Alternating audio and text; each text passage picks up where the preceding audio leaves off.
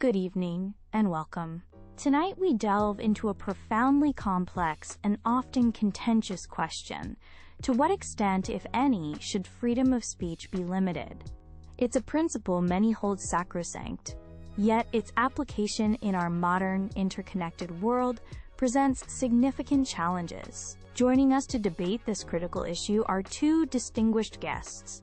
Professor Alistair Finch, a noted legal scholar, who argues that certain specific limitations are necessary to prevent demonstrable harm, and Ms. Isabel Moreau, an acclaimed journalist and staunch free speech activist, who advocates for maximal freedom of expression. Our format will consist of opening statements, rebuttals, a moderated discussion, and concluding remarks. Let us begin with opening statements. Professor Finch, you have the floor. Thank you, Dr. Reed. Let me commence by unequivocally affirming the foundational importance of free expression. It is, without question, a cornerstone of democratic societies, indispensable for intellectual inquiry, political accountability, and individual self-realization. However, to assert that this fundamental right must be absolute is, I contend, a philosophical oversimplification that neglects the intricate tapestry of rights and responsibilities within a functioning society. My core thesis is this: freedom of speech, while paramount, must inevitably be balanced against other equally vital rights, and the imperative to prevent significant tangible harm to individuals and the community. This is not a radical proposition. It echoes the sentiments of thinkers like John Stuart Mill and his harm principle. Limitations become justifiable precisely when speech transitions from expressing an idea, however unpopular, to directly infringing upon the rights of others, or inciting demonstrable harm. Consider concrete examples: direct and credible incitement to violence, defamation that maliciously destroys reputations and livelihoods, perjury under oath which undermines justice, or targeted harassment campaigns designed to silence and intimidate. Furthermore, the modern digital landscape presents novel challenges Mill could scarcely have imagined.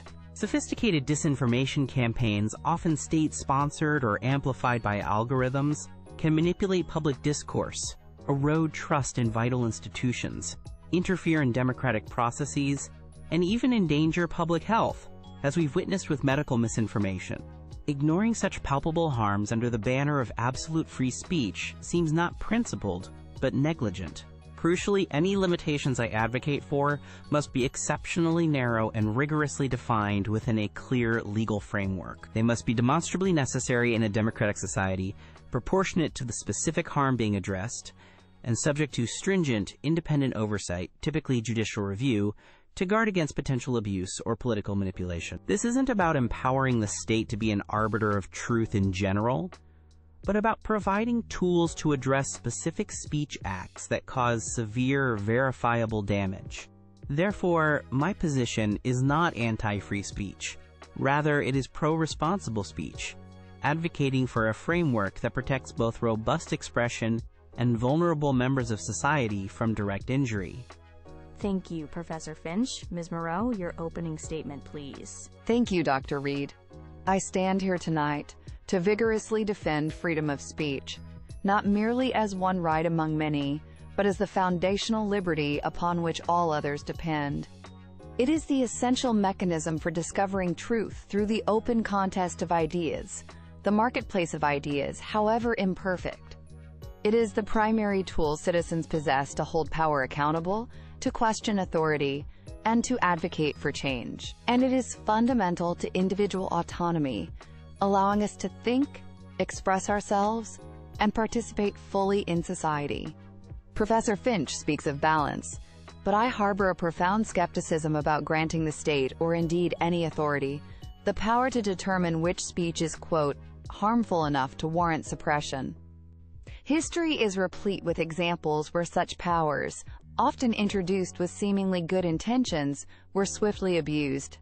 Governments inevitably use censorship tools to silence dissent, marginalize unpopular viewpoints, and protect their own interests, not the public's. This leads directly to the perilous, slippery slope. Once we concede that certain categories of speech can be banned, the boundaries inevitably creep. What starts as a prohibition on direct incitement might morph into restrictions on offensive ideas, then unpatriotic sentiments, until meaningful debate is stifled. This creates a chilling effect, where individuals self-censor not just illegal speech, but anything potentially controversial, for fear of crossing vague or arbitrarily enforced lines. The most effective, and indeed the most principled, response to speech we find objectionable, false, or even hateful is not censorship, but more speech. We must engage in robust debate, provide counter-arguments, expose falsehoods through evidence and reason, and educate the public. Professor Finch mentions disinformation and incitement, but who defines these terms definitively? Can we create definitions precise enough to capture genuine malice, without inadvertently criminalizing satire, hyperbole, artistic expression, or legitimate, albeit uncomfortable, political critique? I doubt it. My objective tonight is clear: to defend our fundamental liberty against the seductive allure of censorship. True societal resilience comes not from restricting discourse, but from fostering the critical thinking skills and open dialogue necessary to navigate even the most challenging ideas. Thank you, Ms. Moreau. We now move to a period of rebuttal. Professor Finch, you may respond to Ms. Moreau's points. Ms. Moreau eloquently raises the specter of the, quote, slippery slope, and it's a concern I acknowledge. However, this argument often underestimates the capacity of mature legal systems in democratic societies to establish and maintain high thresholds for intervention. Established legal doctrines, such as the clear and present danger test, or the actual malice standard in defamation cases involving public figures, are specifically designed to prevent the suppression of mere opinion or unpopular ideas. These doctrines create demanding evidentiary burdens, requiring proof of specific intent and likely, imminent harm, thus mitigating the slide towards broad censorship. There's a crucial legal and practical distinction between expressing an offensive viewpoint, however repugnant, and directly inciting imminent lawless action or maliciously disseminating defamatory falsehoods with provable damage. Ms. Moreau also champions the, quote, marketplace of ideas and counter-speech as the sole remedies. While counter-speech is undeniably vital, the idealism of a perfectly functioning marketplace is challenged by the realities of our modern information ecosystem. Online platforms, driven by engagement algorithms, often amplify sensationalist, divisive, and false content far more effectively than reasoned counter-arguments. Malicious actors, including foreign states, can flood the zone with disinformation, overwhelming good faith efforts at correction and causing significant harm before counter-speech can possibly gain traction. My focus, I must reiterate, is not on policing thoughts or opinions, but on regulating specific speech acts that have direct, foreseeable, and severe real-world consequences. Consider libel that demonstrably destroys a person's career, incitement that directly leads to physical violence, or coordinated disinformation campaigns causing a public health crisis by undermining vaccine confidence. Are we truly prepared to say that counter-speech alone is a sufficient response when faced with such immediate and grave dangers, particularly when targeting vulnerable groups or exploiting societal crises? Is there not a point where the potential for severe, irreversible harm necessitates narrowly tailored legal intervention? Thank you, Professor. Ms. Moreau, your rebuttal? Professor Finch places considerable faith in legal doctrines and the ability to narrowly define harm, but I remain deeply unconvinced. The concept of harm itself remains dangerously malleable. What one person considers actionable harm, another might see as legitimate, if harsh, criticism or even satire. Emotional distress, offense, damage to reputation. These are subjective experiences. Who ultimately gets to draw the line? And can we truly trust that this power won't be wielded subjectively or politically? Professor Finch points to legal safeguards, but we have seen, even in established democracies, How laws ostensibly designed to prevent harm, like defamation or certain forms of hate speech legislation, can be strategically employed.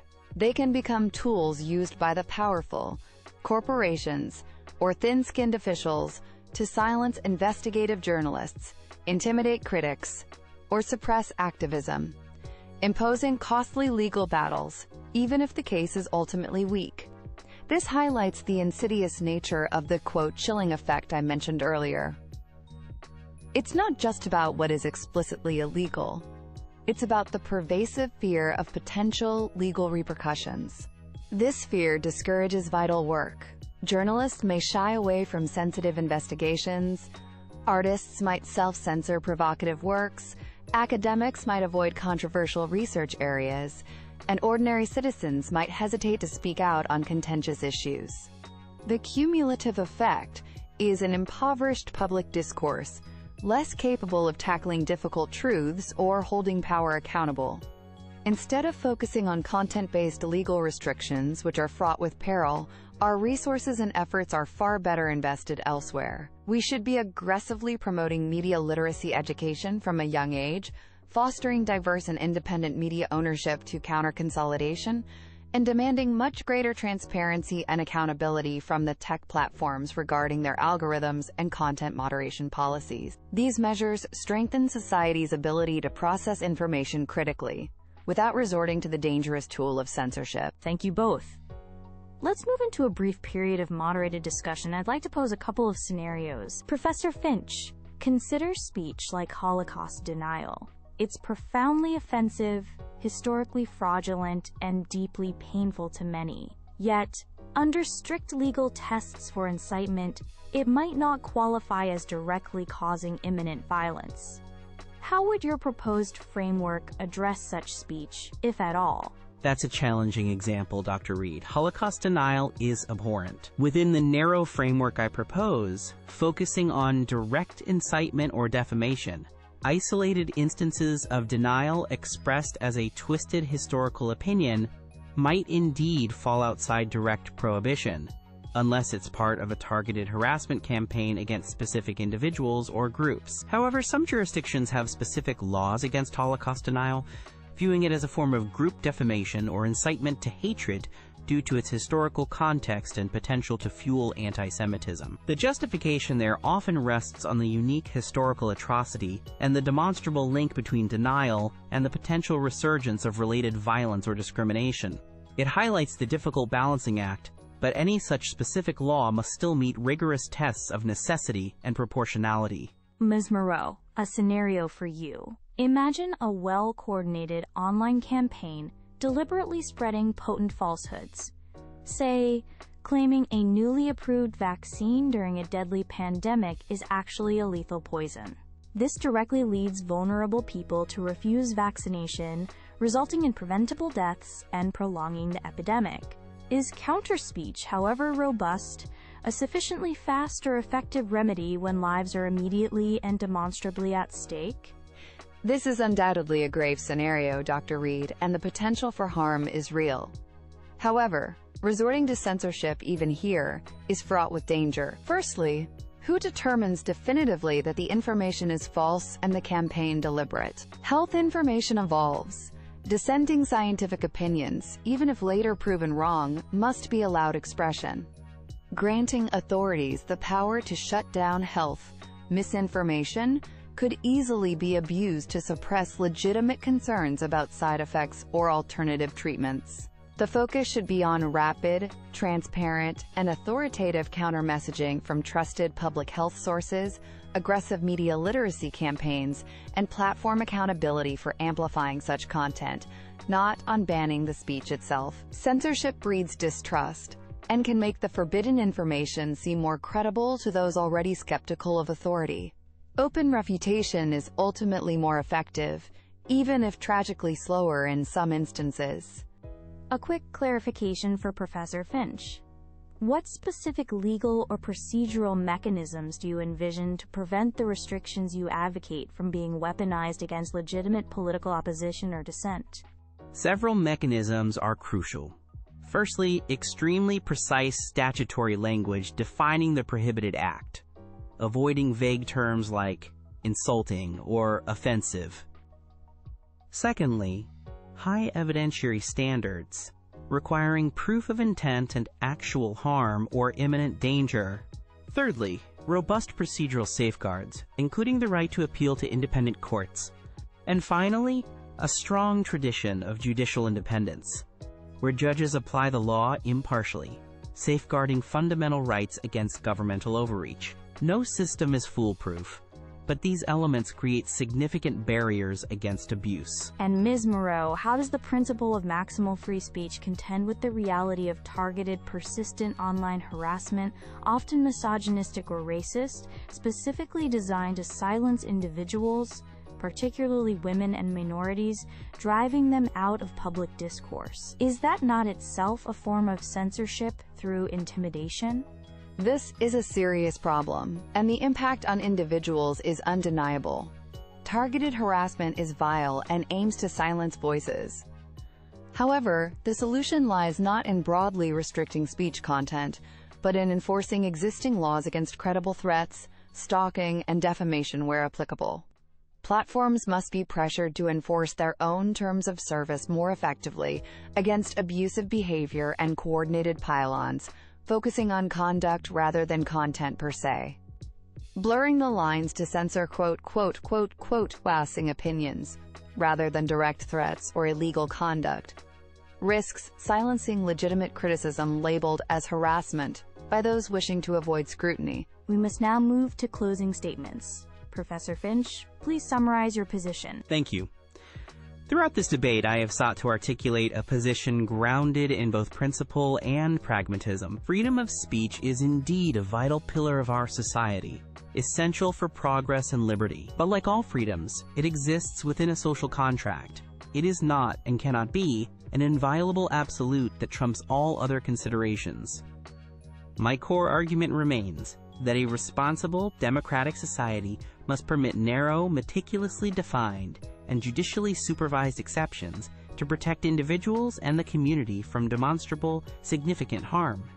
The focus must be on speech that functions as harmful conduct, direct incitement to violence, malicious defamation, perjury, targeted harassment, and, in exceptional circumstances, coordinated disinformation campaigns proven to cause severe public harm. This is not about suppressing unpopular, offensive, or controversial ideas. It is about acknowledging that certain uses of language directly inflict injury or create unacceptable risks. The challenge lies in achieving a careful balance, preserving a public square that is vibrant, open, and challenging, while simultaneously fulfilling our duty to protect citizens from direct threats and malicious manipulations enabled by unfettered, harmful speech acts. I urge a nuanced understanding, one that passionately upholds liberty but refuses to ignore the real-world consequences of certain forms of expression, ensuring that freedom for some does not translate into direct harm for others. Thank you, Professor Finch. Ms. Moreau, your closing statement. Thank you, Dr. Reed. My position tonight has been unwavering. The power to restrict speech is inherently dangerous and profoundly susceptible to abuse. While the harms Professor Finch describes are real, the proposed remedy, empowering the state or other authorities to censor, poses a far greater threat to the foundations of a free and open society. History teaches us that such power, once granted, is rarely contained.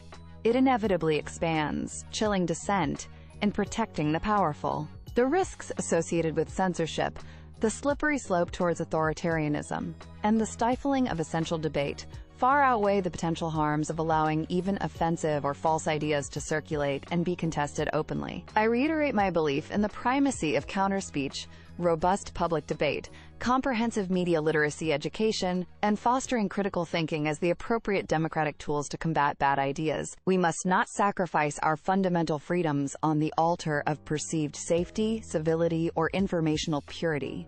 The desire for a perfectly harmless public discourse is an illusion, and pursuing it through censorship leads only to tyranny. Therefore, I make a final appeal. Let us defend freedom of expression robustly, unequivocally, and courageously, even especially when it makes us uncomfortable or challenges our deepest convictions.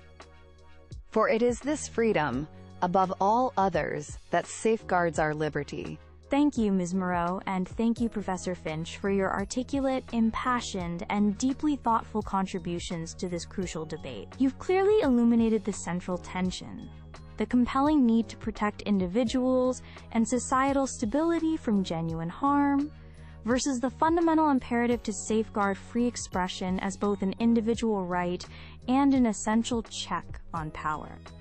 As is often the case with such profound questions, there are no easy answers.